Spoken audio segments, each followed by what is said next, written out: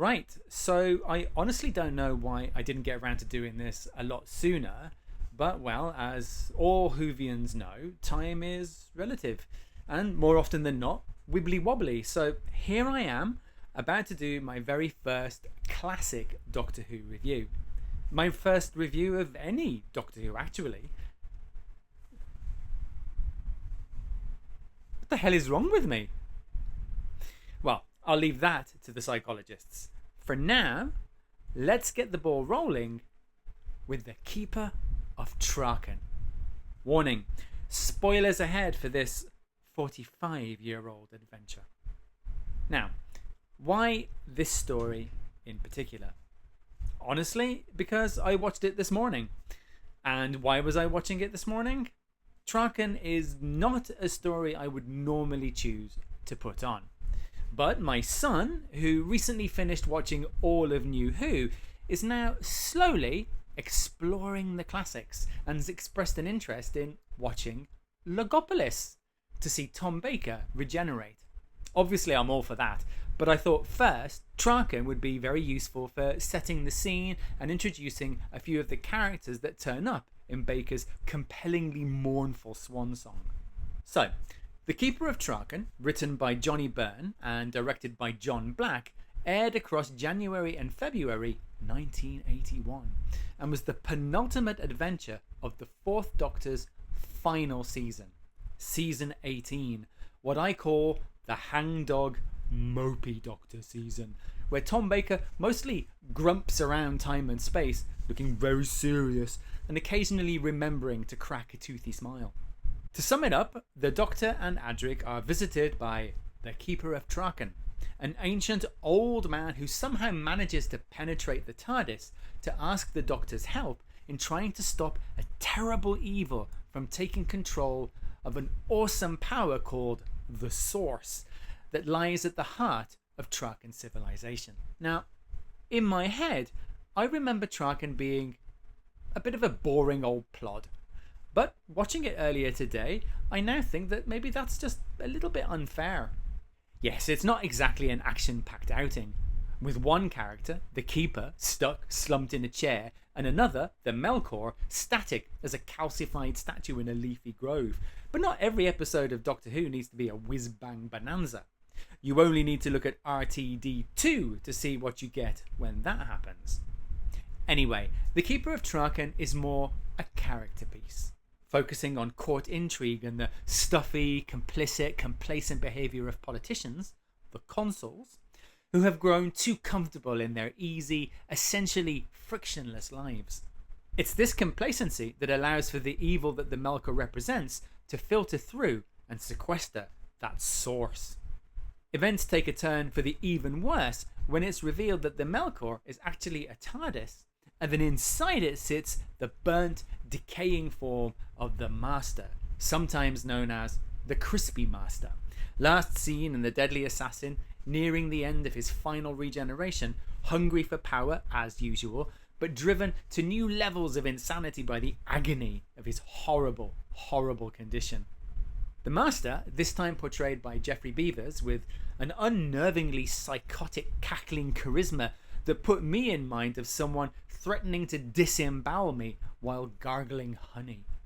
He plans to use the power of the Source to, wait for it, yes, conquer worlds and rule the universe. Again. And he calls the Doctor predictable. The Doctor's appearance then, by the way, on Traken is basically just a bonus for him. While this story is slow, it's not glacial, and there's plenty to keep the audience engaged. The plot makes sense, which is always a welcome surprise, and Traken itself is well realised both narratively and visually, with sumptuous set design by Tony Burrow that really makes the place feel alive. I mean, it's seriously beautiful, just gorgeous. And there's wonderful costume design by Amy Roberts that makes sure everything fits together and feels like it belongs. It's all opulent crushed velvets and flowing robes, perfect for Traken society, which seems so pleased with itself because of its fame for universal harmony and for being a place where evil simply cannot exist, that it kind of operates on an almost smug sort of regal indolence and snooty diplomatic ritual. Though there are hints of economic imperfection, with the character of Neiman, the head foster, I guess a kind of police force, who we see is not adverse to accepting a nice bit of bribery. Honestly, the people of Traken, they kind of need the kick up the bum that the master is only too happy to dish out. The Keeper of Traken is a totally watchable Doctor Who adventure. There are strong performances from everyone, especially the supporting cast, who deliver their lines with a wonderfully fruity thespian gusto, absolutely in keeping with the Shakespearean nature of the story. And even Adric is less annoying. Actually, to be fair, Adric, played by Matthew Waterhouse, is pretty okay in season 18, especially given what he had to put up with from Tom Baker and even Lala Ward earlier on. To me, he seems to work much better as a character with the Fourth Doctor than he does with Davison's Fifth. This is probably more to do with the way that he was written in subsequent adventures than anything else, but still, there's an interesting dynamic between the two of them, one which has more space to breathe before the TARDIS becomes a passenger ferry, and one I would have liked to have seen a little bit more of.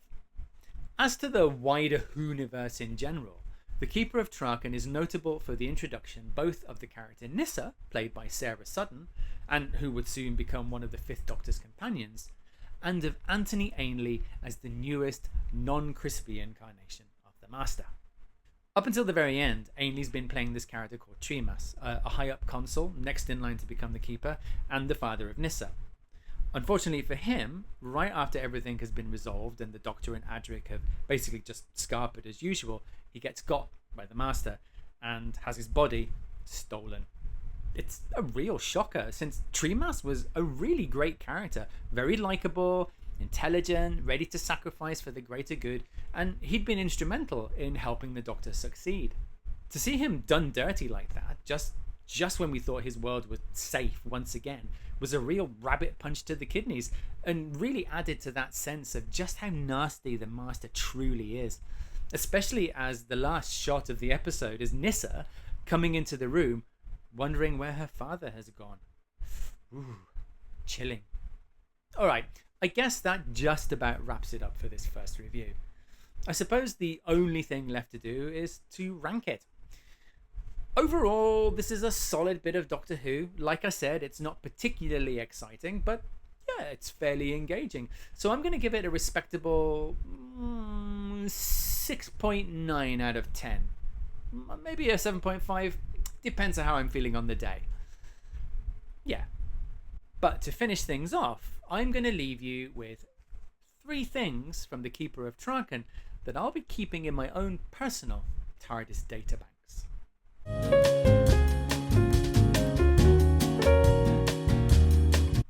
Number 1, the fact that we're told that the fate of every keeper, as a reward for their faithful service guarding the power and trapped in an armchair forever, is to die an agonizing death.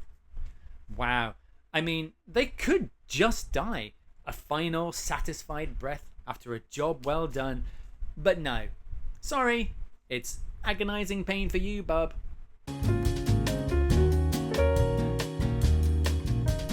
2, the use of aubergines, ginger roots, and what I think are like some unusual kinds of squash or spiky cucumbers as alien fruits just lying on a table. I'm imagining that in 1981 these particular items weren't all that common. They certainly weren't to me, and so would have seemed, I don't know, sufficiently otherworldly and real. I actually felt quite proud when my son asked me, "Hey Dad, what's with all the aubergines?" Brilliant.